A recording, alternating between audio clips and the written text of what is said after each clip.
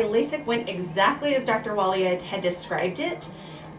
He walked step by step through it. I started some drops a couple of days before, showed up to the surgery center and was prepped for the surgery that took maybe about 20-30 minutes total.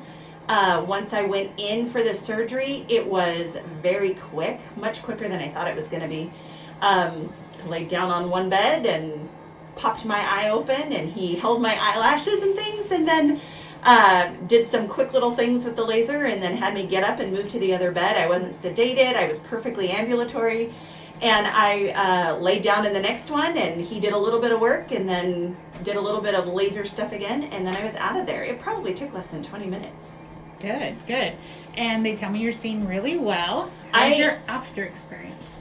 You know what? I was amazed. I did exactly what Dr. Walia said. I went home, I took a nap, and I slept. And when I woke up a couple of hours later, it was still foggy a little bit, but I was noticing that the acuity for distance had somehow come into play.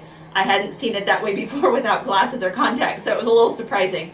But I did notice that as the evening wore on, some of the cloudiness was going away, and by the next morning, I was seeing almost as well as I do with my contact lenses. It was still a little bit of hazing and halo stuff, but other than that, it was amazing just after 24 hours. Good.